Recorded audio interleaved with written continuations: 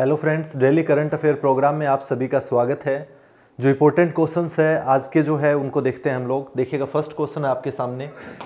पहला क्वेश्चन है, भारत ने किस देश के प्रधानमंत्री को गणतंत्र दिवस समारोह 2021 के लिए मुख्य अतिथि के रूप में आमंत्रित किया है? किसे किया गया है ये पूछा गया है। कब? 2021 का गणतंत्र दिवस जो है, रिपब्लिकन डे, उसके लिए 26 जनवरी को किसको बुलाया है 2021 में? 26 जनवरी को। ये आपसे पूछ रहा है, तो बताइएगा। इजराइल के पीएम है, न्यूजीलैंड के है, ब्रिटेन के है, ऑस्ट्रेलिया के, कहाँ के है, ये आपसे पूछा गया है। 2020 में भी हम लोग हर साल जो है बुला रहे हैं ना। 2020 में किसको बुलाया गया था? ब्राजील के राष्ट्रपति। ब्राजील के राष्ट्रपति थे जायर बोल्सोनारो। जायर बोल्सोनारो ये थे 2020 में। अब 2021 के लिए किसे बनाया गया है? अभी तक अप्रूवल पूरी तरह से खैर नहीं आया है, बट स्टिल जो है संभावना पूरी है, इसलिए आपको ध्यान रखना है। ये ब्रिटेन के प्राइम मिनिस्टर को आमंत्रित किया है। किसको? ब्रिटेन के जो प्राइम मिनिस्टर है बोरिस जॉनसन, उनको आमंत्रित किया है। ठीक है ना। रिपब्लिक डे को ब्रिटेन के प्राइम मिनिस्टर बोरिस जॉनसन को जो है हम लोगों ने आमंत्रित किया है। Boris Johnson. ठीक है, तो ये आपको ध्यान रखना है। ये मोस्ट इंपॉर्टेंट क्वेश्चन होगा आपका आने वाले एग्जाम्स के लिए कि किसको जो है गणतंत्र दिवस पे आपके जो है मुख्य अतिथि के रूप में रहे। और लास्ट ईयर 2020 की बात करें तो कौन है? तो वह आपके जायर बोल्सोनारो ब्राजील के राष्ट्रपति थे। राइट, तो ये ध्यान रखना। 26 जनवरी को हम लोग हर वर्ष रिपब्लिकन डे के रूप में सेलिब्रेट करते हैं। इस बार जो है वो 72nd जो रिपब्लिक डे है हमारा, 72वां जो है वो गणतंत्र दिवस है इस बार का। ठीक है, रिपब्लिक डे कौन सा है इस बार का? 72वां। ठीक है, तो ये भी ध्यान रखना है। नेक्स्ट क्वेश्चन देखते हैं। अगला क्वेश्चन आपका, निम्नलिखित में किसे ग्लोबल टीचर प्राइज यानी ग्लोबल टीचर प्राइज 2020 प्रदान किया गया, ये पूछा है। Very very important. अगेन ये दोनों ही क्वेश्चन जो है, पहला भी और दूसरा भी, ये सबसे ज्यादा इंपॉर्टेंट क्वेश्चन है। इनको ध्यान में रखना ही रखना है हर हाल में। ठीक है ना। तो ग्लोबल टीचर प्राइज जो है वो किसको मिला है ये पूछा है 2020 का। सामंत दास, स्मृति शर्मा, आफरीन खान और रंजीत सिंह डेसले, किसको मिला है ये आपसे पूछा गया है। ए, बी, सी और डी, किसको बताइएगा। तो ये मिला है आपका सामंत दास, स्मृति शर्मा, आफरीन खान या रंजीत सिंह डेसले। किसको? तो मिला है डी, रंजीत सिंह डेसले को मिला है ये। रंजीत सिंह डेसले, डी इसका करेक्ट आंसर है। राइट, डी इसका करेक्ट आंसर है। रंजीत सिंह डेसले को जो है ये ग्लोबल टीचर प्राइज मिला है, जिसके अंदर ये किसके द्वारा दिया जाता है? वर्की फाउंडेशन जो है, वर्की फाउंडेशन है, वर्की फाउंडेशन ये दे रही है 2015 से ये अवार्ड, और यूएई के अंदर स्टेब्लिश्ड है। ठीक है ना। यूएई की जो वर्की फाउंडेशन है वो ग्लोबल टीचर प्राइज देती है। तो इस बार इंडिया के लिए बड़े ही गौरव की बात है कि भारत के रंजीत सिंह डेसले जो है उनको मिला है ग्लोबल टीचर प्राइज 2020। ये कहाँ के रहने वाले हैं? ये महाराष्ट्र के अंदर सोलापुर से है। सोलापुर महाराष्ट्र, भारत में सोलापुर महाराष्ट्र से है। ये पहले भारतीय है जिनको वर्की फाउंडेशन ने जो है ग्लोबल टीचर प्राइज दिया है 2020 का। राइट, तो ये सोलापुर महाराष्ट्र के अंदर एक प्राइमरी टीचर है, ये प्राथमिक विद्यालय के अंदर जो है अध्यापक के तौर पर है। इन्होंने वहां पर बच्चों को शिक्षा के प्रति रुचि उनके अंदर पैदा की, और गर्ल्स जो है उनकी एजुकेशन को बढ़ावा दिया एक तरह से। क्यूआर कोड जो है, क्यूआर कोड से जो है उनको वीडियो के माध्यम से चीज़ों को याद करना, चीज़ों को जो है पढ़ना, उस चीज़ पर जो है बहुत ज़्यादा काम किया। एक इनोवेटिव काम था ये। इसके लिए वर्की फाउंडेशन ने जो है ग्लोबल टीचर प्राइज से नवाजा है। किसको? रंजीत सिंह डेसले को। तो ये आपको ध्यान रखनी है। वर्की फाउंडेशन जो है 2015 से कर रही है ऐसा काम। यूएई जो है उसके अंदर है स्टेब्लिश, यूएई के द्वारा दिया जाता है अवार्ड, यूएई की वर्की फाउंडेशन। ठीक है, भारत के पहले है रंजीत सिंह डेसले, महाराष्ट्र के रहने वाले हैं, और ग्लोबल टीचर प्राइज मिला है। और इनको जो है इसमें कितना पैसा मिला है? 7.4 करोड़। 7.4 करोड़ जो है वो हम लोग करोड़ इंडियन करेंसी में देख रहे हैं। ठीक है ना। वैसे 1 मिलियन अमेरिकी डॉलर मिला है। ठीक है ना, 1 मिलियन अमेरिकी डॉलर मिला है, जो कि 7.4 करोड़ जो है इंडियन करेंसी के अकॉर्डिंग। और उन्होंने क्या बोला है कि जो हाफ प्राइज है, इसका जो आधा पैसा है 7.5 करोड़ का जो आधा है, वो बाकी जो 9 फाइनलिस्ट और थे उनके साथ, यानी उसके अंदर इनका नाम इस अवार्ड के लिए आया है, लेकिन फाइनलिस्ट जो है उसके अंदर 9 और भी थे, तो उनके साथ शेयर करेंगे। जिसके बाद जो है 9 फाइनलिस्ट थे उनके साथ जो आधा पैसा उनको देंगे, तो उनमें से प्रत्येक को 9 में से कितना कितना आएगा, 40.57 लाख जो है वो ईच को मिलेगा, 40.57 लाख जो है रुपया प्रत्येक फाइनलिस्ट को मिलेगा, 9 को, ठीक है ना, आधा पैसा। उसमें से बोला बाकी मेरे पास बहुत बच गया है, इसमें से जो है कुछ एक और एजुकेशन को इनोवेशन के लिए कहीं और जो है इस क्षेत्र में लगाऊंगा मैं, तो इस प्रकार से चीज़ें की है। तो ये भी अपने आप में एक बहुत बड़ी बात है। तो रणजीत सिंह डेसले जो है बहुत ही हमारे इंडिया के हीरो बन गए एक तरह से, ठीक है, ग्लोबल टीचर अवार्ड, बहुत अच्छा ज़बरदस्त काम किया है। तो डी इसका करेक्ट आंसर है। नेक्स्ट क्वेश्चन देखते हैं। अगला क्वेश्चन है, भारत CLMV बिजनेस कॉन्क्लेव 2020 आयोजित किया गया है, इस कॉन्क्लेव का कौन सा संस्करण है? यह इस कॉन्क्लेव का कौन सा संस्करण है? भारत और CLMV क्या है? एक तो इंडिया हो गया, अब ये CLMV क्या है ये पता होना चाहिए। CLMV क्या है? C से है कंबोडिया, कंबोडिया, L से है लाओस, लाओस भी देश है ना, M से है म्यांमार, म्यांमार, और V से कौन है? Vietnam, Vietnam. ये 4 देश प्लस इंडिया जो है, ये है आपका इंडिया CLMV बिजनेस कॉन्क्लेव। ये 2015 से शुरू हो रखा है। अभी जो था इसका 2020 के अंदर जो था वो 6ठा संस्करण था इंडिया CLMV का, 2015 से चालू है ये, और अभी जो है कौन सा था? 6ठा संस्करण था, इसका 6th एडिशन था। इसमें क्या है, ये मुक्त व्यापार को बढ़ावा देने के लिए जो है कार्य करते हैं एक दूसरे के। जो अभी जो 15 दिन का एक आभासी जो है वर्चुअल जो है एक तरह का आभासी जो है प्रदर्शनी लगाया गया था, जिसमें सभी देशों ने, इन सभी देशों ने अपने अपने उत्पाद, प्रोडक्ट्स जो है, अपनी सर्विसेज जो है उनको वर्चुअली दिखाया, ताकि पूरे सब लोगों को पता लगे कि हाँ ये चीज़ें वहाँ पर जो है इतनी फेमस है, इतनी जो है अच्छी है। तो उनके बारे में जो एक तरह से प्रदर्शनी लगाई गई थी। तो ये आपको ध्यान रखना है, ठीक है ना। तो मुक्त व्यापार क्षेत्र के अंदर काम कर रहे हैं, फ्री ट्रेड जोन जो है उसको बढ़ावा दे रहे हैं एक तरह से ये सारे कंट्री, कंबोडिया, लाओस, म्यांमार और वियतनाम और इंडिया, ठीक है। और आपको पता होगा जो एशियान प्लस, या फिर आपको पता है कि अभी जो एशियान प्लस जो था, जिसके अंदर एशियान प्लस 6 और कंट्रीज़ थे, जिसके अंदर से भारत जो है, भारत को बाहर हो गया है, और 15 ही देश जो है वो लोग जो है 15 लोग जो है मिलकर फ्री ट्रेड वहाँ पर किया है, उन्होंने मुक्त व्यापार समझौता किया जिसमें भारत शामिल नहीं हुआ था, ठीक है। तो ये भी आपको कहीं ना कहीं ध्यान रखना है, ओके। उसमें इंडिया नहीं था, वो 15 ही देशों ने कर लिया था, जिसमें 10 एशियान के और 5 देश और है, ठीक है, इंडिया नहीं है। तो ये बात ध्यान रखनी है, राइट। इसके अलावा जो म्यांमार है, म्यांमार हमारे लिए इंपॉर्टेंट और भी है, क्योंकि म्यांमार का एक पोर्ट है सिटवे, सिटवे पोर्ट है, सिटवे पोर्ट है म्यांमार का। रैंकाइन स्टेट जो है वहाँ पर, जो म्यांमार के नीचे की तरफ जो, जहाँ पर उसकी रिवर जो है वो नीचे की तरफ जा रही है, इसके अंदर अरब की खाड़ी में, वहाँ पर सिटवे पोर्ट बना हुआ है म्यांमार के अंदर, रैंकाइन स्टेट के अंदर। और रैंकाइन स्टेट आपको पता ही होगा, रैंकाइन जो क्षेत्र है इसका किसके लिए प्रसिद्ध है? रैंकाइन क्षेत्र जो है इसका प्रसिद्ध है रोहिंग्या के लिए। जो रोहिंग्या मुस्लिम्स जो है, जो एक तरह से भारत की तरफ आ गए थे, और बाकी भी दुनिया के लिए जो है समस्या माइग्रेशन की बनी हुई थी पूरी की पूरी। तो रोहिंग्या माइग्रेंट्स जो है वो रैंकाइन स्टेट के ही रहने वाले थे, म्यांमार के ही, ओके। तो वो उसी क्षेत्र की बात है ये। तो कालाधान मल्टी मॉडल प्रोजेक्ट जो है ये सिटवे पोर्ट्स जो है और कोलकाता को जोड़ रहा है आपस में, और वहाँ से हम लोग जो है अभी उत्तर पूर्वी राज्यों में अपनी पहुँच बना रहे हैं। सिटवे पोर्ट जो है म्यांमार में हो गया। पहले हम लोगों को बांग्लादेश के थ्रू या उधर से जाना पड़ता था जब हम लोग उत्तर पूर्वी राज्यों में पहुँचना चाहते हैं। अदरवाइज तो चिकन नेक ऊपर की तरफ है, वहाँ से जाओ, या तो सिलीगुड़ी वाले क्षेत्र से, या फिर बीच से मान लो जाना है त्रिपुरा, मिजोरम, तो इन क्षेत्रों के अंदर जाने के लिए हमें बांग्लादेश के थ्रू जाओ या फिर पूरा रूट लेके जाओ।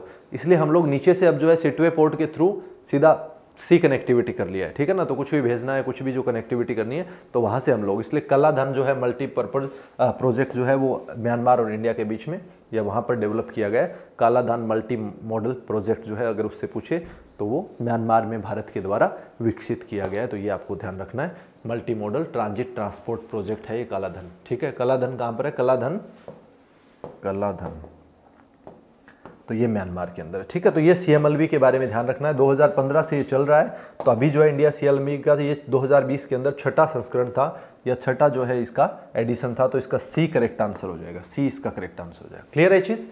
Next question. अगला क्वेश्चन आपका, जनवरी 2020 में हुनर हाट का आयोजन उत्तर प्रदेश के किस शहर में किया जाएगा? हुनर हाट, ठीक है, Hunar Haat.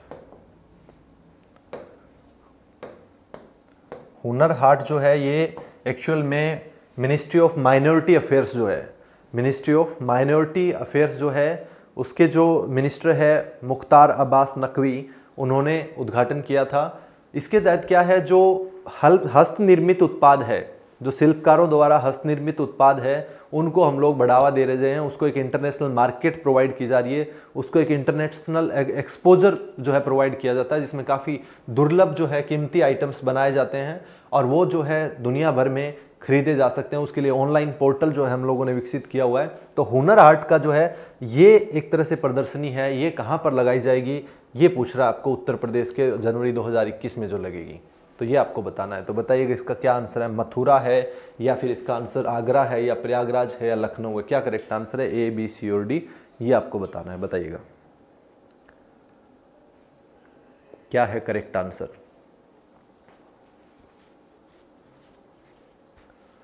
By ministry of minority affairs, Mukhtar Abbas Naqvi जो है उसके मंत्री है, मुख्तार अब्बास नकवी।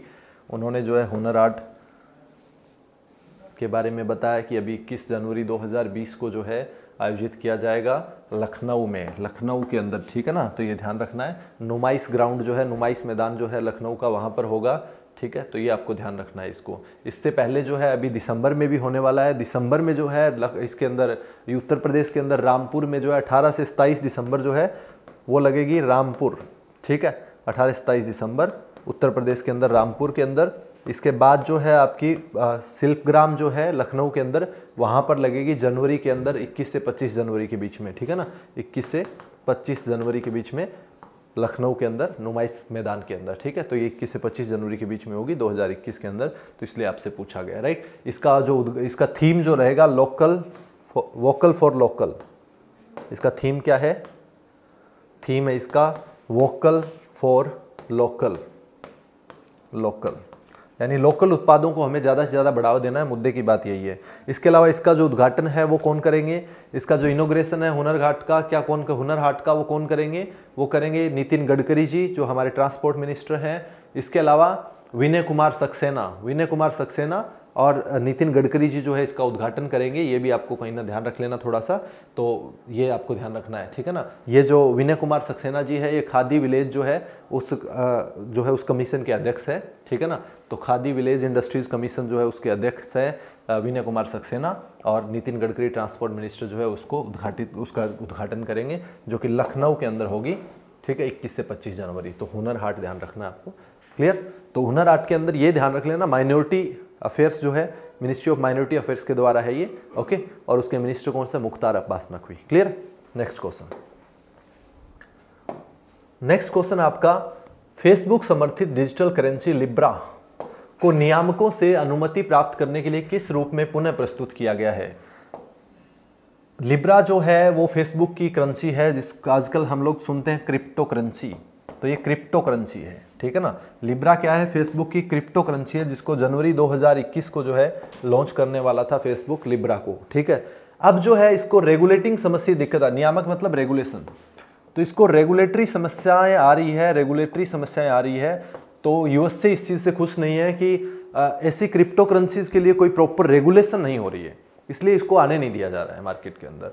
तो इसलिए लिब्रा ने जो है अभी नया नाम के तहत जो है अपनी पूरी परमिशन क्रिप्टो करेंसी जो है एक तरह से शुरू करेगा, जो कि डीम नाम के तहत करेगा, डीम, ठीक है। डीम जो है डीम नाम के तहत, डीम एक्चुअल में एक लेटिन वर्ड है, लेटिन भाषा का शब्द है डीम, जिसका मतलब होता है दिन यानी डे, ठीक है ना।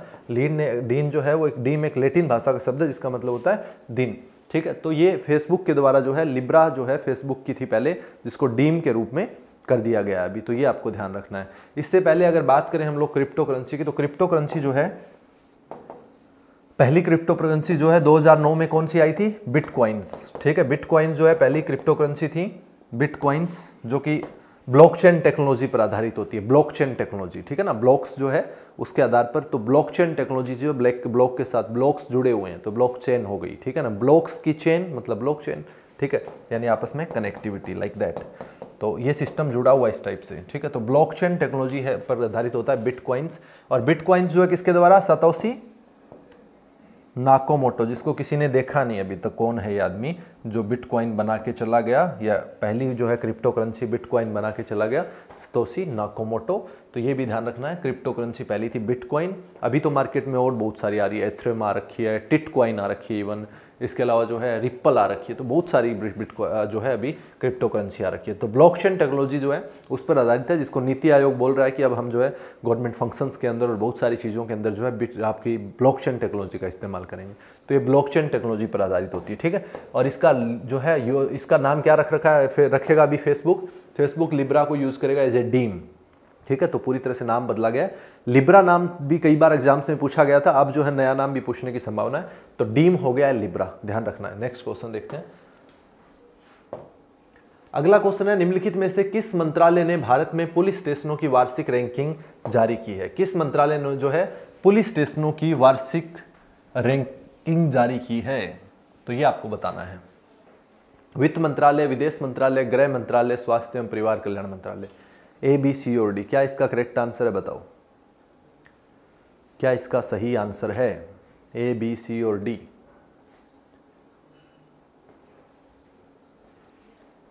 गृह मंत्रालय जो है भारत भर में पुलिस स्टेशनों की रैंकिंग कर रहा है 2015 से, ठीक है ना। होम मिनिस्ट्री, गृह मंत्रालय 2015 से रैंकिंग हो रही है इस टाइप से। तो इस बार 2020 में जो है किस किस को मिला है वो बताएंगे हम अभी। तो गृह मंत्रालय जो है वो रैंकिंग करता है। पहली बात तो ये, अमित सिंह जो है गृह मंत्री है अभी भारत के, ये बात आपको पता ही है, ठीक है। अब जो है किस आधार पर रैंकिंग होती है?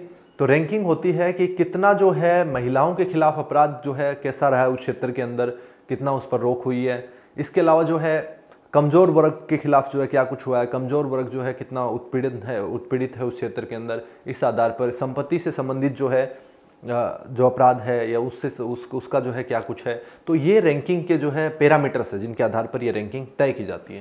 इसके अंदर 2-3 जो है अभी और भी जोड़ी गई है, जैसे कि फाउंड पर्सन, मिसिंग पर्सन जो है, इस प्रकार की कितनी कंप्लेंट्स है, क्या कुछ है उस क्षेत्र के अंदर।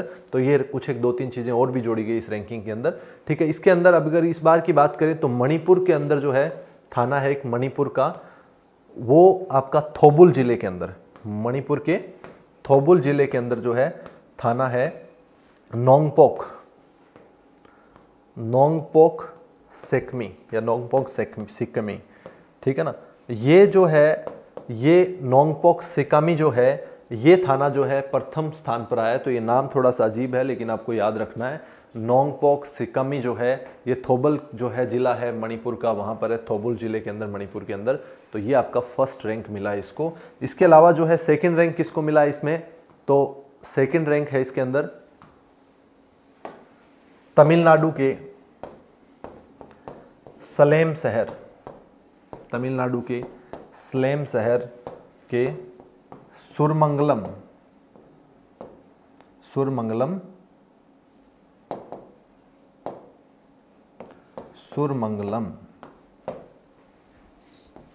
ऑल वुमेन पुलिस स्टेशन को, इसको मिला है सेकंड पुलिस स्टेशन, दूसरे स्थान पर रहा है ये, ठीक है। तमिलनाडु के सलेम शहर के सुरमंगलम, लेकिन पहला इंपॉर्टेंट है, इसके अंदर दूसरे तीसरे तक जाने की संभावनाएं कमी रहती है, ठीक है ना। और अगर तीसरा भी पूछे तो अरुणाचल के अंदर जो है चांगलांग के अंदर जो है खरसांग करके है थाना, उसको तीसरा मिला है, ठीक है ना। तीसरा कौन है? अरुणाचल प्रदेश के अंदर जो है चांगलांग जिले में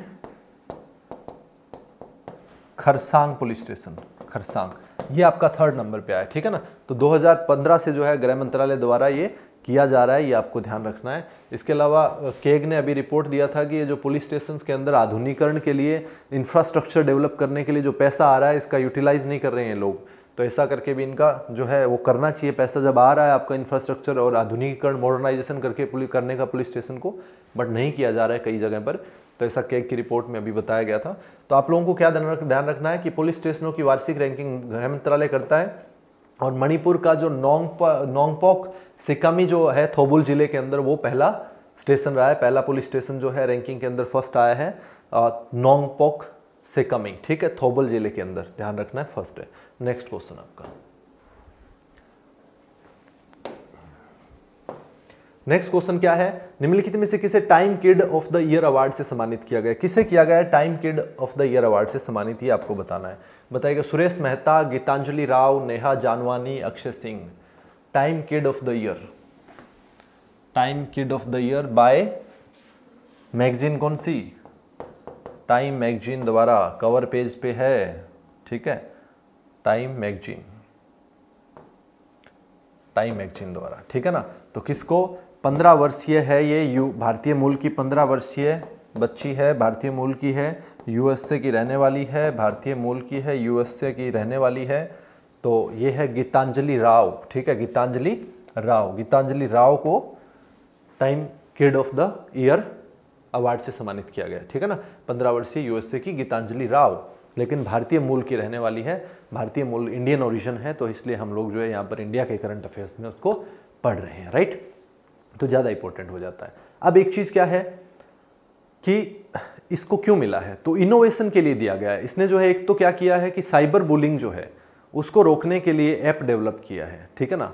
साइबर बुलिंग को रोकने के लिए, जो ऑनलाइन माध्यम से तंग किया जाता है, तो उसको जो है रोकने के लिए एक ऐप का डेवलपमेंट किया है। इसके अलावा उसने एक तरह से एक इंस्ट्रूमेंट बनाया है जिसके तहत पानी के अंदर जो लेड की मात्रा होती है, वाटर के अंदर जो लेड की अमाउंट होती है, सीसा यानी लेड यानी सीसा, जो कि ठीक नहीं है पानी के अंदर होना ज़्यादा मात्रा में, तो उसकी मात्रा को चेक करने के लिए एक मोबाइल की तरह का डिवाइस बना है जिसका नाम रखा है इसने टेथिस। उसका क्या नाम रखा है, टेथिस। तो टेथिस डिवाइस जो है वो लेड चेक करने के लिए, उसको पानी के अंदर डालेंगे, 2-3 सेकंड के अंदर जो है, कुछ ही सेकंड के अंदर मतलब वो बता देगा कि लेड की अमाउंट कितनी है। तो ये अपने आप में, तो इसलिए टेथिस नाम जो है किस चीज़ का, ये भी आपको बता देना है। पानी के अंदर जो है लेड चेक करने के लिए जो इंस्ट्रूमेंट बनाया गया इनके द्वारा, वो आपका किसके द्वारा, गीतांजलि राव के द्वारा, जो कि time kid of the year award से सम्मानित है। तो इसलिए आपको ध्यान रखना है 2020 की टेथिस क्या है। तो टेथिस भी पता होना चाहिए सीसा चेक करने के लिए, राइट। तो ये कुछ एक चीज़ें आपको ध्यान होनी चाहिए, ठीक है। इसके बाद जो है इसका करेक्ट आंसर हो गया Geetanjali Rao, B. Next question देखते हैं। अगला क्वेश्चन है, फसलों के न्यूनतम मूल्य एमएसपी निर्धारित करने के लिए 1.5 गुना सूत्र का उपयोग किया जाता है। इसे किस केंद्रीय बजट के दौरान पेश किया गया। 1.5 गुना जो है सूत्र का उपयोग किया जाता है, इसे किस केंद्रीय बजट के दौरान जो है पेश किया गया, ये आपसे पूछा गया है। तो बताइएगा 2017, 18, 18, 19, 19, 20 या 20, 21 किसके दौरान जो इसको किया गया था, आपको ये बताना है, बताइएगा।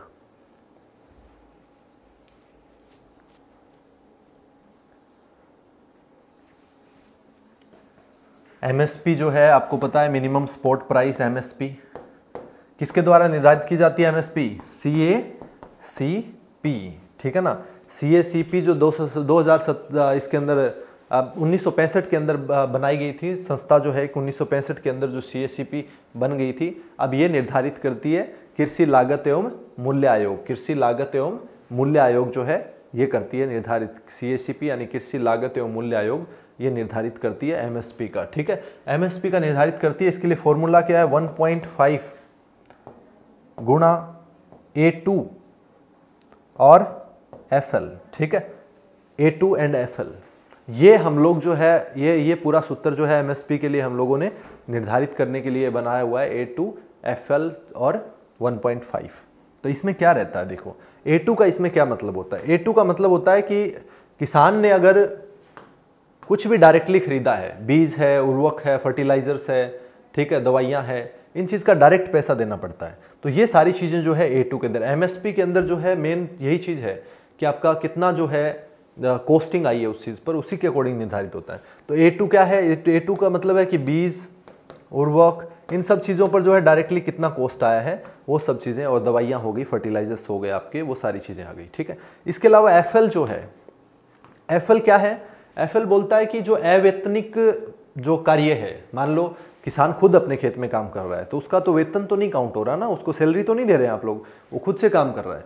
तो वो सारी चीज़ें जो है इस प्रकार की किसमें शामिल होगी, वो आपकी शामिल हो जाएगी FL के अंदर। तो ये आपका FL करता है, ठीक है ना। तो FL के अंदर आपको ये ध्यान रखना है। इसके अलावा एक C2 होता है, C2 और होता है। C2 किसके लिए यूज़ किया जाता है, C2 जो है MSP के अंदर यूज़ किया जाता है कि अगर किराए की भूमि है तो उसका भी कुछ ना कुछ तो होगा ना, अगर उसने लीज पे ले रखी है या किस प्रकार से भूमि ले रखी है, तो उसके ऊपर जो है C2 और यूज़ किया जाता है। बट आपको पूछा इसने 1.5 कब से इस्तेमाल कर रहे हैं, तो ये हम लोग इस्तेमाल कर रहे हैं 2018-19 से, ठीक है। तो इसके लिए 1.5 सूत्र क्या है, 1.5 A2 FL। तो इसका क्वेश्चन बने तो ध्यान रखना है आपको, MSP अभी काफ़ी न्यूज़ में चल रही है। तो इसका B करेक्ट आंसर हो गया। Next question, very easy. Hockey India के नए जो है अध्यक्ष कौन बने हैं, ये पूछ रहा है। हॉकी इंडिया के नए अध्यक्ष कौन बने हैं? फरहान अली, अरिंदर जोजिरेन, या रमेश तंवर, या ज्ञानेंद्रो निगोमम। तो ये बहुत ही आसान क्वेश्चन है, आप लोग बता सकते हैं A, B, C और D। What is the correct answer? Hockey India के नए अध्यक्ष बताओ फटाफट से, कौन बने हैं? फरहान अली, अरिंदर जोजरीन, या रमेश तंवर, या ज्ञानेंद्रो निगमम, कौन है हॉकी इंडिया? तो कौन है हॉकी इंडिया के? सी, ज्ञानेंद्रो निगोमम जो है हॉकी इंडिया के नए अध्यक्ष बने हैं। हॉकी इंडिया की बात करें तो 2009 के अंदर इसकी स्थापना हुई थी, हेडक्वार्टर्ड इन न्यू दिल्ली, ठीक है, न्यू दिल्ली के अंदर मुख्यालय। और ज्ञानेंद्रो निगोमम जो है वो इसके अध्यक्ष है अभी वर्तमान के अंदर। इसके अलावा इसके जो इंडिया हॉकी की मेंस टीम है उसके कैप्टन कौन है? मनप्रीत सिंह।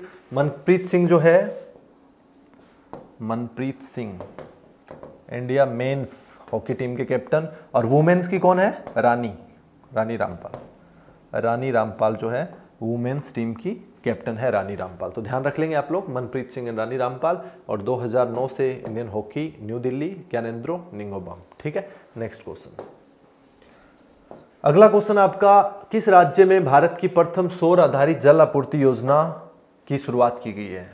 सौर आधारित प्रथम है, फर्स्ट सोलर बेस्ड है, जो कि वाटर प्रोजेक्ट शुरू किया गया है एक तरह से। उसको कौन से राज्य में शुरू किया गया है? मध्य प्रदेश, अरुणाचल प्रदेश, उत्तर प्रदेश, हिमाचल प्रदेश। ये आपसे क्वेश्चन में पूछा गया है, बता दीजिएगा फटाफट से किस राज्य के अंदर है, किस स्टेट के अंदर की गई है ये? तो ये आपकी है integrated multi village water service project, ठीक है ना, IMFVWSP, जो कि लोअर दिबांग वैली पर शुरू किया गया है। कहां पर? लोअर दिबांग वैली जो है अरुणाचल के अंदर, लोअर दिबांग वैली जो है वहां पर शुरू किया गया। लोअर दिबांग वैली अरुणाचल प्रदेश, ठीक है ना, लोअर दिबांग वैली अरुणाचल के अंदर ये सर्विस शुरू की गई है।